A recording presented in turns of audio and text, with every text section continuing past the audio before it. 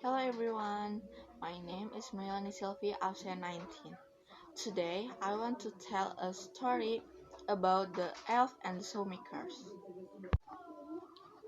There was on a shoemakers who worked very hard and was very honest, but still he could not earn enough to live upon, and at last all he had in the world was gone, save just little enough to make one pair of shoes.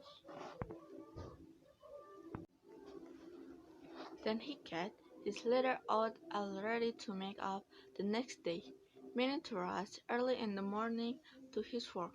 His conscience was clear and his heart light amidst all his troubles.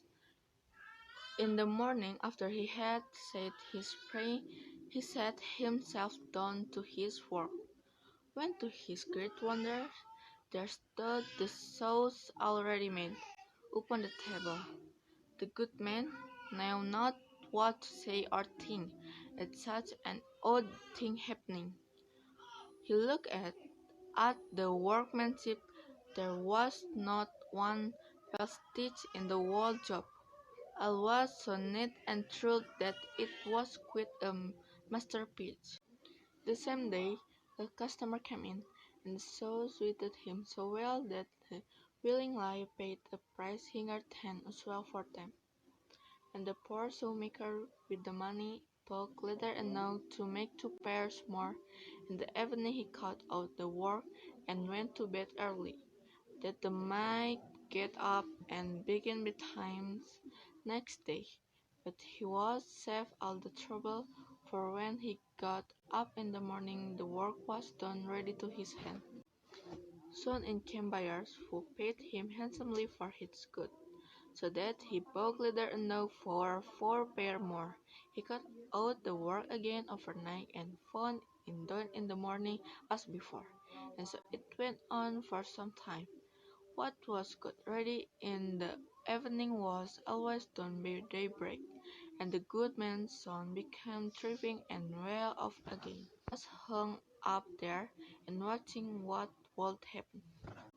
One evening, about Christmas time, as he and his wife were sitting over the fire chatting together, he said to her, "I should like to sit up and watch night, that we may see what it is that comes and does my work for me."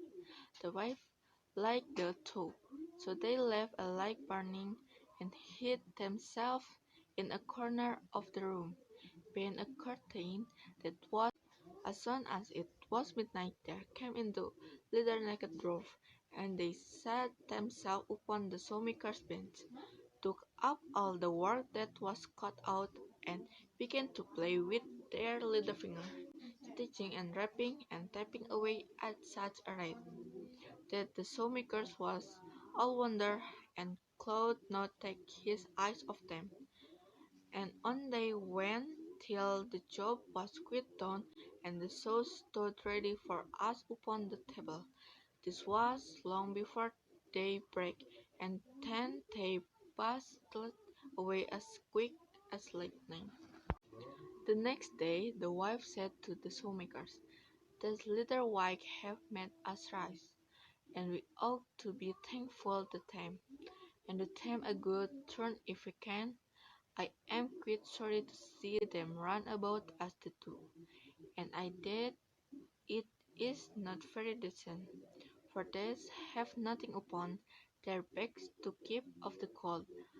I'll tell you what, we'll make each of them a shirt, and a coat and waistcoat, and a pair of pantaloons into the bargain, and do you make each of them a little pair of shoes." The talk pleased the good cobbler very much, and one evening when all the things were ready, they laid them on the table, intent of the work that they used to cut out, and then went and hid themselves to watch what the little elf would do. About midnight in the camp dancing and skipping hopping round the room, and then went to sit down to their work as usual. But when they saw the clothes lying for them. They locked it and cooked it, and seemed make it glad. Then they dressed themselves in the twinkling of an eye, and danced and capered and sprang about as merry as could be, till at last they danced out at the door, and away over the green. The good couple saw them no more, but everything went well with them from that time forward as long as they lived.